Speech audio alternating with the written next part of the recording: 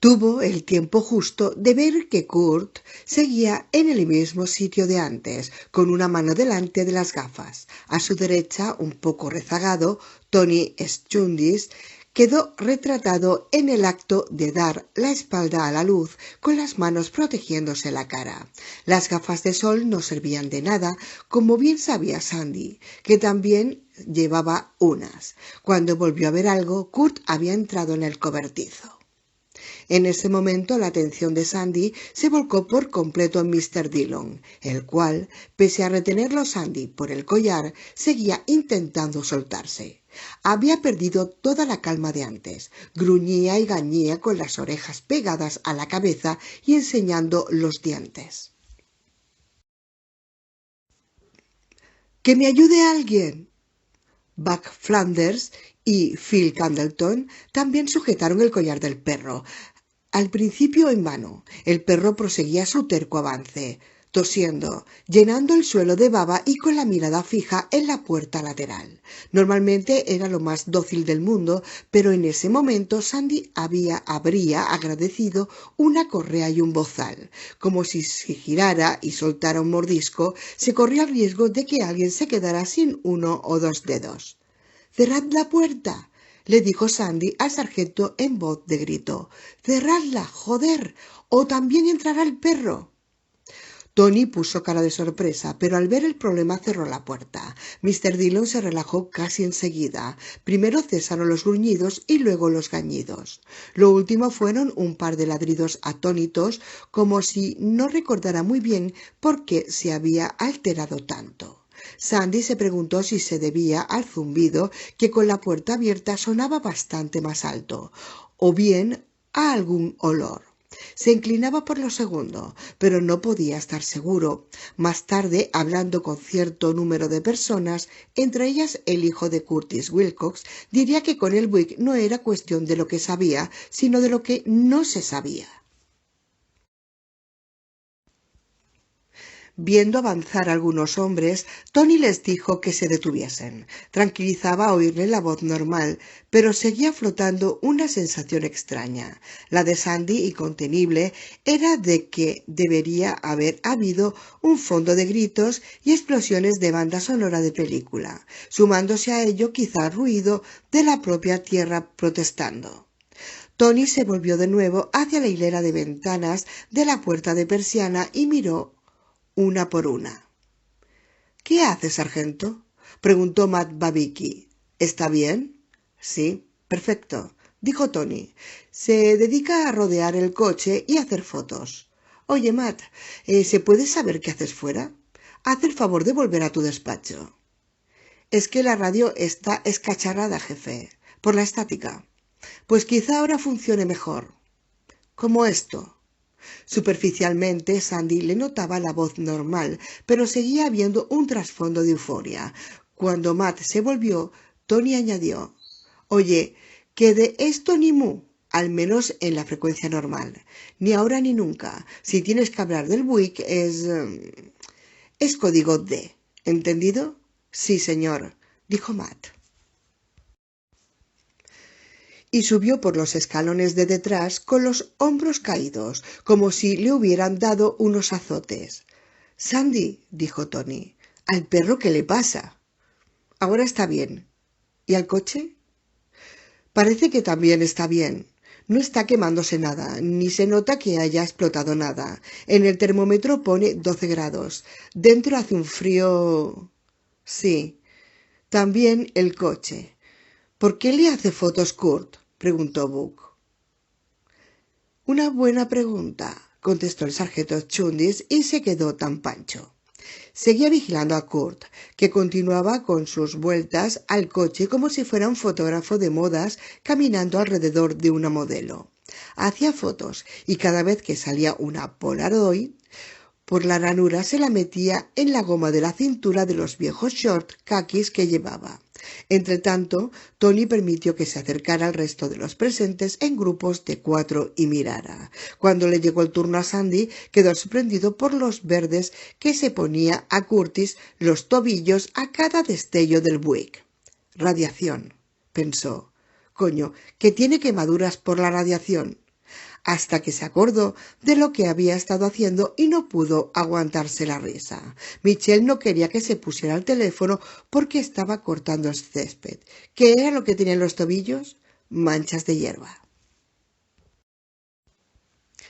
Venga, sal, murmuró Phil a la izquierda de Sandy. Seguía aguantando el perro por la correa, aunque ahora Mr. D se lo veía dócil. Sal, no te la juegues. Kurt empezó a retroceder hacia la puerta, como si hubiera oído a Phil, o a todos, porque todos pensaban lo mismo. Lo más probable era que se le hubiera acabado el carrete. En cuanto apareció en la puerta, Tony le pasó un brazo por los hombros y le dijo algo. En ese momento se produjo el último coletazo de luz, que fue un simple chispazo. Sandy miró su reloj. Eran las 9:10. En total no había llegado a la hora. Tony y Kurt miraban las Polaroids con una intensidad que a Sandy le resultaba incomprensible, suponiendo que fuera verdad lo que había dicho Tony de que no había cambiado ni el Buick ni el resto de lo del cobertizo. La impresión de Sandy era que no habían cambiado. Al final Tony asintió como si fuera acordado algo y se reunió con el resto de los troopers, mientras Kurt iba a echar un último vistazo por la puerta de persiana. Ya se había puesto las gafas de soldar en la frente. Tony dio órdenes de que no volvieran todos al cuartel, menos George Stankowski y Herb Avery. Herb había vuelto de patrullar en pleno espectáculo de luces. Probablemente quisiera cagar. Era capaz de desviarse 10 kilómetros de su camino para hacer caca en el cuartel. Lo sabía todo el mundo, pero él soportaba estoicamente las bromas. Decía que en los váteres ajenos se podían pillar enfermedades y que él, que no se le creyera, tendría merecido lo que le pasara. A juicio de Sandy, era tan sencillo como que Herb les tenía afición a las revistas del cagadero de arriba. El trooper Avery, que 10 años más tarde moriría en un accidente de coche con vuelta de campana, era fiel a American Heritage. «Os toca el primer turno de vigilancia», dijo Tony. «Si veis algo raro me avisáis, aunque solo os lo parezca». Ante la perspectiva de hacer de centinela, Herb rezongó y se dispuso a protestar. «Chitón y punto en boca», dijo Tony señalándole. «No quiero oír ni una palabra». Herb se fijó en que el sargento jefe tenía manchas rojas en las mejillas y cerró la boca. Sandy lo consideró muy sensato. Cuando los demás cruzaron el cuartel, con el sargento Chundis en cabeza, Matt Babicki hablaba por la radio. Pidió el 20 a la unidad 6 y la respuesta de Andy Colucci se oyó a la perfección. De nuevo no había estática.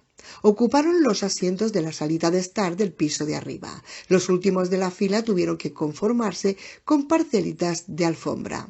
La sala de abajo era más grande y tenía más sillas, pero Sandy juzgó que la decisión de Tony de hacer subir a sus hombres casi había sido acertada. No era un asunto policial, sino de familia.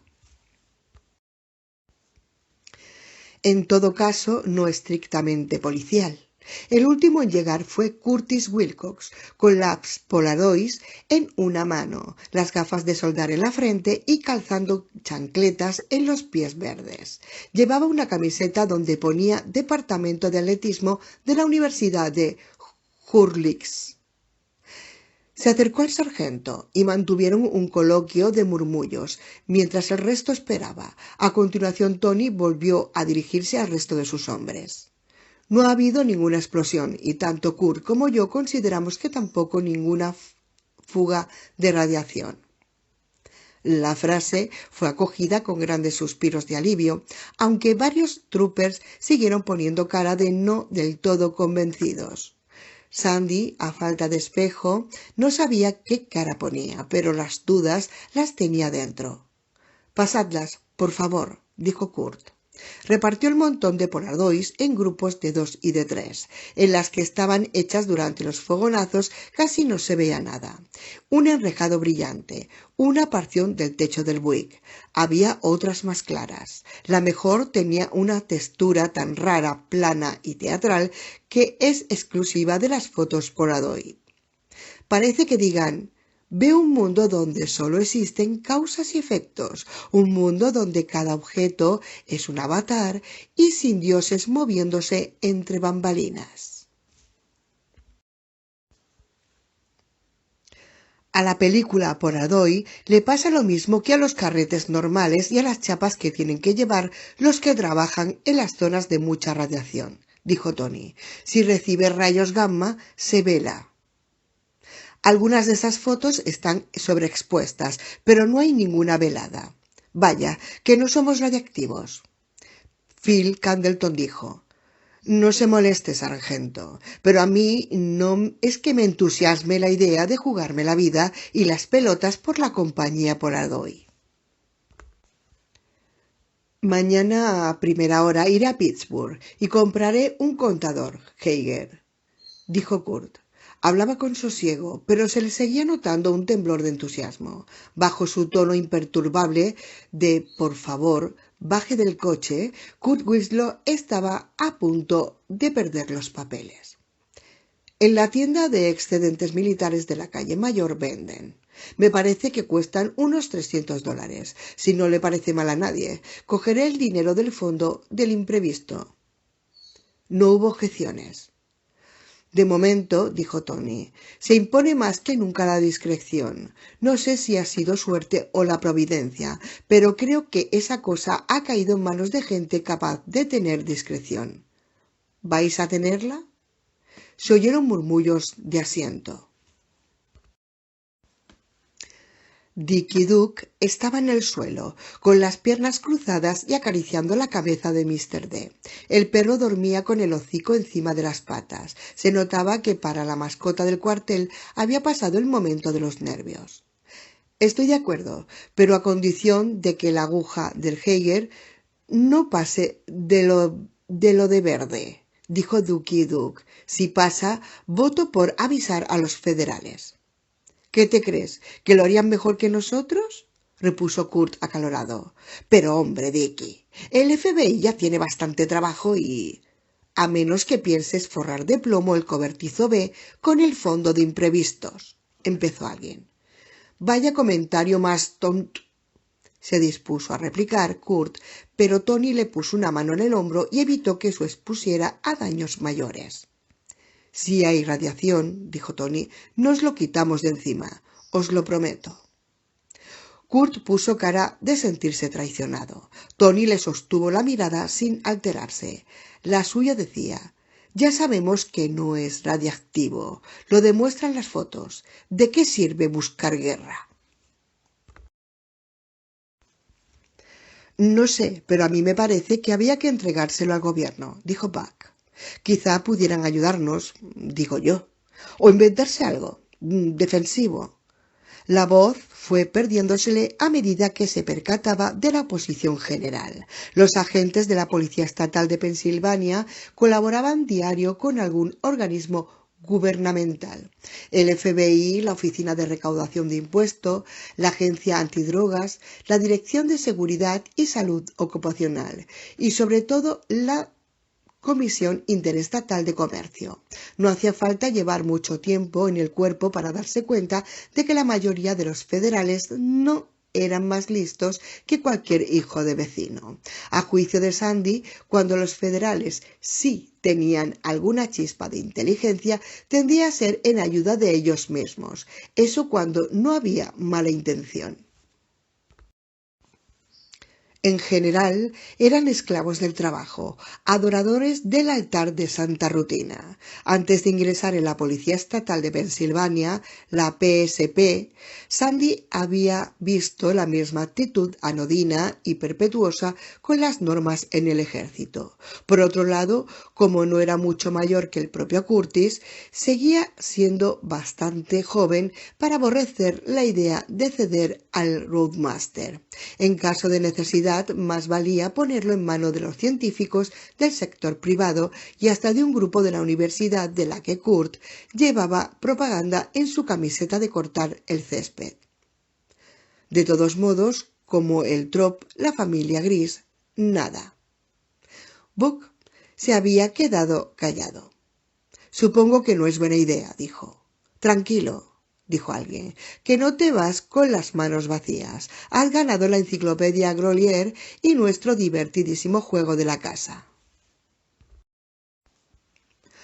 Antes de seguir, Tony aguardó a que se propagaran y apagaran unas cuantas risas por la sala.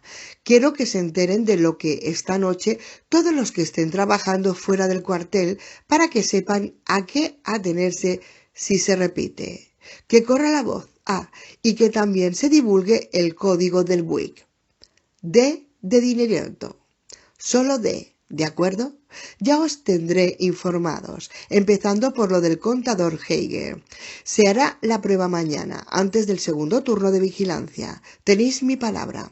A nuestras mujeres, hermanas, hermanos y mejores amigos que no sepan del cuerpo, que no les contaremos nada de lo que pasa. Pero entre nosotros prometo que la información será exhaustiva.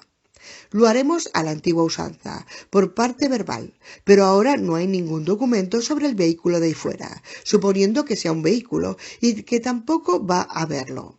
¿Está todo claro? Otro murmullo de aquiescencia. No pienso consentir que se vaya de la lengua nadie de Trop D. Quedan prohibidos los chimorreos y las confidencias a la parienta. ¿También está claro? Por lo visto, sí. Mirad esta, dijo Phil de repente, enseñando una Polaroid. ¿Está abierto el maletero? Kurt asintió. Sí, aunque creo que ahora vuelve a estar cerrado. Se ha abierto durante unos 2 o 3 chispazos y me parece que al siguiente ha vuelto a cerrarse. A Sandy se le presentó una imagen brevísima pero muy clara del maletero del Buick abriéndose y cerrándose como una boca hambrienta. Pasen y vean al cocodrilo vivo, pero no se les ocurra meterle los dedos en la boca. Kurt siguió hablando. También me parece que el limpiaparabrisas ha funcionado un rato, aunque no estoy seguro, porque ya estaba demasiado deslumbrado y no sale en ninguna foto. ¿Por qué? Preguntó Phil. ¿Por qué iba a pasar eso? Una subida de tensión, supuso Sandy, lo mismo que ha estropeado la radio del despacho de comunicaciones. El limpiaparabrisas puede que sí, pero los maleteros no se abren electrónicamente. Solo hay que apretar el botón y levantar la tapa. Sandy no tenía respuesta. Dentro del cobertizo ha bajado la temperatura 1 o 2 grados más, dijo Kurt. Valdrá la pena vigilarlo.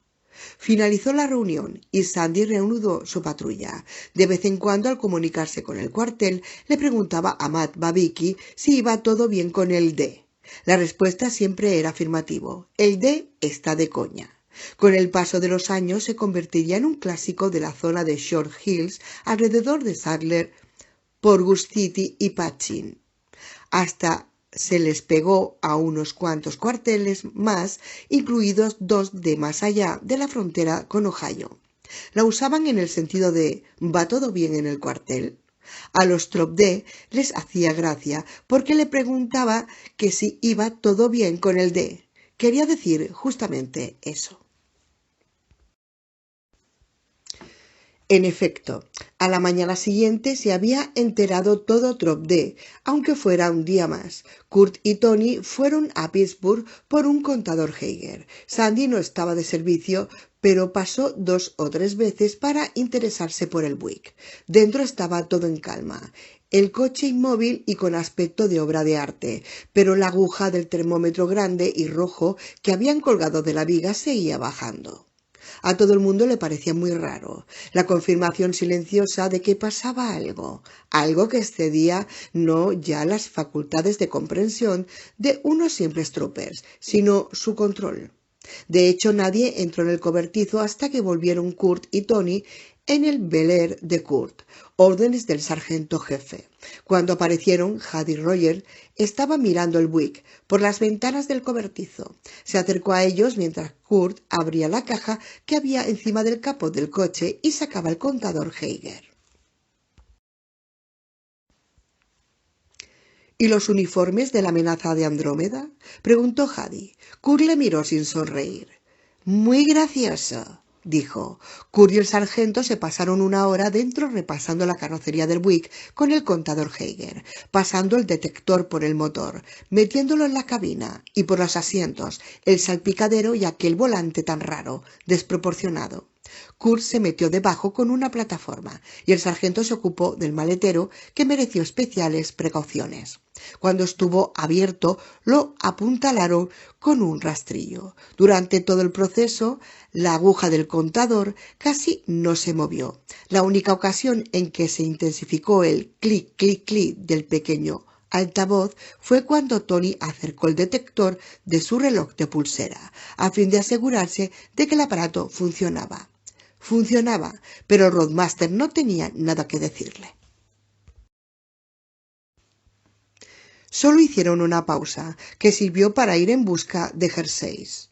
Fuera hacía calor, pero dentro del cobertizo B la aguja del termómetro se había estabilizado un pelo por debajo del 9. Sandy estaba intranquilo, y cuando salieron les propuso abrir las dos puertas de persiana y dejar que entrara un poco de calor. Dijo que Mr. Dillon dormitaba en la cocina y que podían encerrarlo. No, dijo Tony, y Sandy vio que Kurt estaba de acuerdo con el veredicto.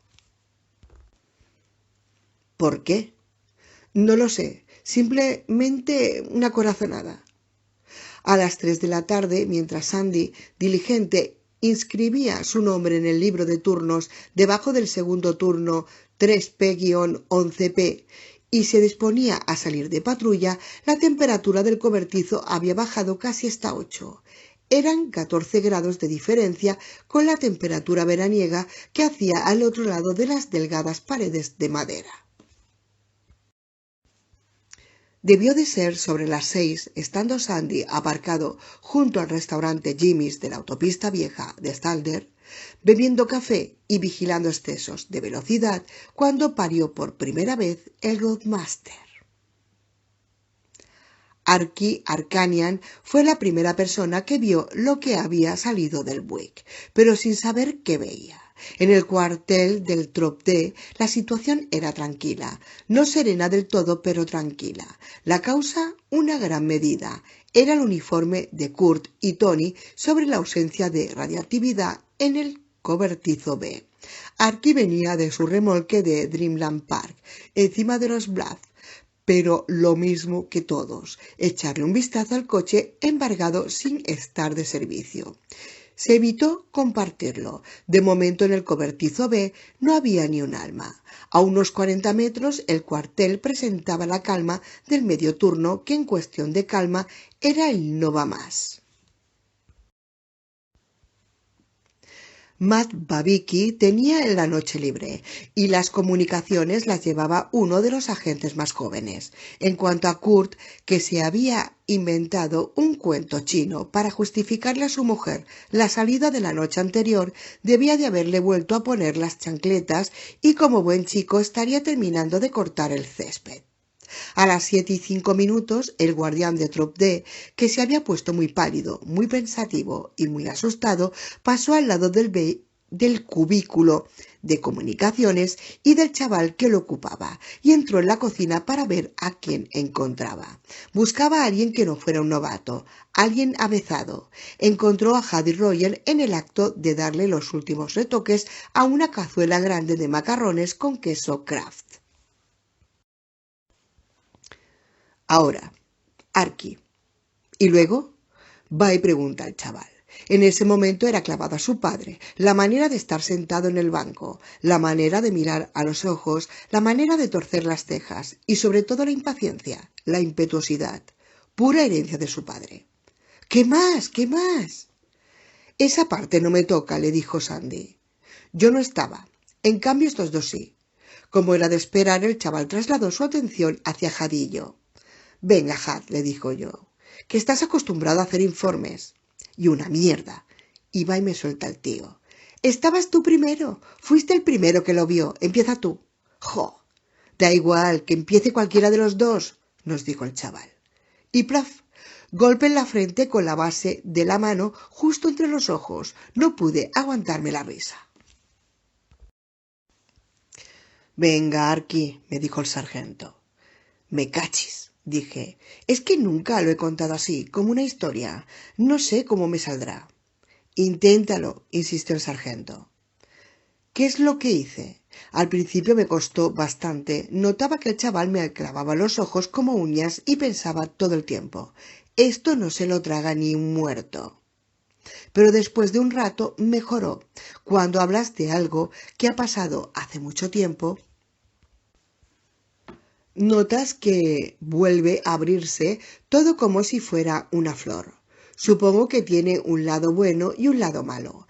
Esa noche, sentado y hablando con el hijo de Curtis Wilcox, yo le veía los dos. Después de un rato vino Hadi y empezó a ayudarme. Se acordaba de la tira de cosas, hasta que en la radio ponían a Joan Baez.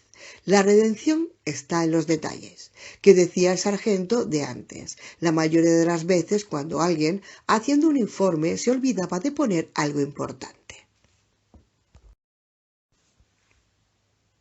Y el chaval todo el rato en el banco y mirándonos con unos ojos que se agrandaban cada vez más mientras oscurecía la tarde y, como es típico en verano, soltaba sus olores y volaban los murciélagos y al sur no paraban de oírse truenos.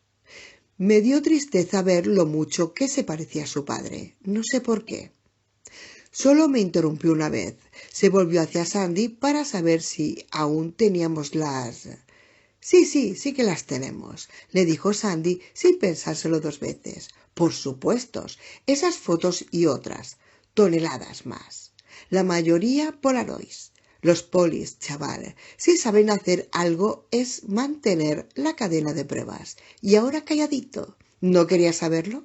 Pues deja que te lo explique. Sabiendo que se refería a mí, seguí hablándolo. Entonces, en aquella época, Archie tenía una vieja camioneta Ford, la típica de 3 marchas, 4 contando la marcha de atrás, bromeaba, y con un embrague que chirriaba. La aparcaba en el mismo sitio que 23 años después, con la diferencia de que entre una y la otra fecha la cambió por una Dodge Ram con transmisión automática y tracción en las 4 ruedas.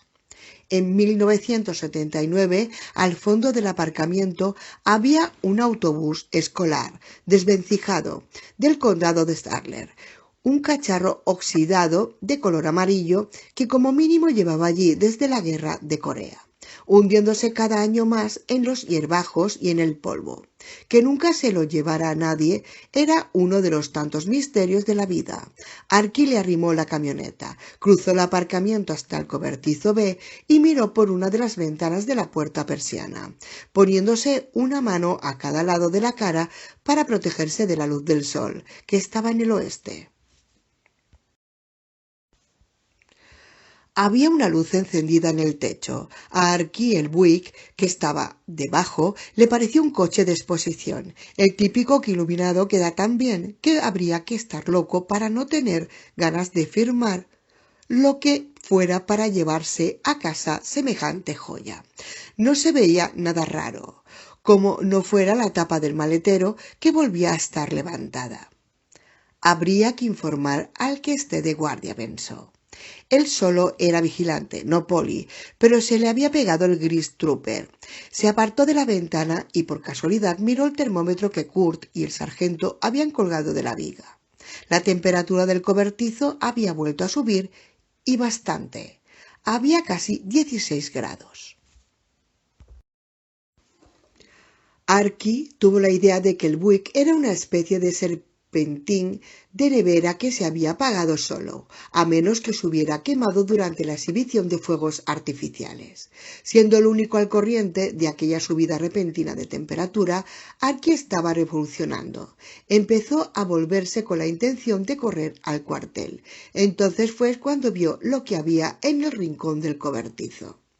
Solo es ropa vieja amontonada, pensó, pero había algo más que indicaba, pues eso, algo más. Volvió a mirar por el cristal y a protegerse de la luz con las manos. En efecto, el bulto era algo más que ropa vieja. Caramba si lo era. Sintió una debilidad como de gripe en las rodillas y los muslos. La sensación le subió por el estómago, aflojándolo y pasó al corazón, acelerándolo. Por un momento Arky estuvo casi seguro de que se desmayaría y se quedaría tirado en el suelo. Oye, y digo yo, pedazo de cazurro, ¿no podrás volver a respirar? Quizás sirva de algo. Arky aspiró 2 bocanadas secas de aire sin importarles el ruido que pudiera hacer. Era el mismo que había hecho su padre al tener el infarto y esperar la ambulancia acostado en el sofá. Se apartó de la puerta de persiana dándose golpes en el centro del pecho con el lado de un puño. Venga, majo, un poco de calma. Le deslumbraba el sol, que se hundía en un caldero de sangre. Había seguido aflojándose el estómago con el efecto de que ahora tenía ganas de vomitar. De repente parecía que el cuartel tuviera a 3 o 4 kilómetros. Se encaminó hacia él, recordándose de que había que respirar y concentrándose en dar pasos largos y regulares. Una parte de él tenía ganas de correr, la otra comprendía que intentarlo era arriesgarse a sufrir. Cada vez sí, un desmayo. Te tomarían tanto el pelo que no te dejarían vivir, ya lo sabes. Pero lo que le preocupaba no eran las burlas, sino llegar con cara de desquiciado, presa del pánico, como el típico tío que llegaba a meterse en algún rollo. Lo cierto es que al entrar se sentía algo mejor. Aún estaba asustado, pero no tanto como cuando tenía ganas de vomitar o de salir por piernas del cobertizo. Entretanto, además, había tenido una idea de efectos tranquilizadores. Que fueran un simple truco, una broma. Los troopers con él se pasaban el día de guasa. ¿Verdad que le había comentado a Orville Garrett que quizá pasara por la tarde a echarle una miradita al Buick? Sí, y era muy posible que Orv hubiera decidido reírse a su costa. Vaya panda de chistosos que tenía de compañeros. Siempre había uno tomándole el pelo. La idea sirvió para calmarle, pero en el fondo Arky no se la creía. Una cosa era que Orv Garrett le fuera la chunga, que le gustara reírse como cualquiera, y otra que fuera capaz de usar el cobertizo para una broma. Ni él ni nadie. Habiendo insistido tanto el sargento Chundis, ni hablar. Ah, pero es que el sargento no estaba. Tenía cerrada la puerta y en el cristal esmerilado no había luz. En cambio, estaba encendida la de la cocina y salía música por la puerta. Joan Baez cantando. Arky entró y encontró a Jady Roger en el acto de echar un trozo enorme de margarina en una olla de fideos. ¡Qué porquería!, pensó. Tu corazón no te lo agradecerá. La radio de Jady, la pequeña con correa que se llevaba a todas partes, estaba al lado de la tostadora. «Hombre, Arky», dijo Jady, «¿qué haces tú aquí? No me lo digas». «¿Está Orv Garrett?», preguntó Arky. «No, que va. Tenía 3 días libres y vuelve mañana. Se ha ido a pescar». «Los hay con suerte. ¿Te pongo un tazón?» Jady levantó la olla, miró a su compañero fijamente y se dio cuenta de que la persona que tenía delante estaba muerta de miedo. «Arky, tío, ¿qué te pasa? ¿Te encuentras mal?» Arky se desplomó en una de las sillas de la cocina con las manos colgando entre los muslos. Miró hacia arriba a Jady y abrió la boca, pero al principio no le salió nada. «¿Qué pasa?» Jady dejó la olla de macarrones en el mármol sin mirarla. «¿Es algo del Buick?» ¿Estás tú de guardia, Hat?» «Sí, hasta las 11. ¿Quién más hay?» «Un par arriba, no sé. Si lo dices por el jefe ya puedes olvidarte. Esta noche más que jefes que yo sepa no encontrarás. O sea que cuéntamelo». «Sal por detrás», le dijo Arky. «Míralo tú y tráete unos prismáticos». Hadi pilló unos prismáticos del almacén, pero no servían de nada. Lo que había en el rincón del cobertizo B estaba demasiado cerca y con prismáticos se veía borroso. A los 2 o 3 minutos de toquetear el botón de enfocar, Hadi se dio por vencido. «Voy a entrar». Arky le cogió de una muñeca. «No, tío, avisa al sargento, que decida él». Hadi, que podía ser muy tozudo, negó con la cabeza.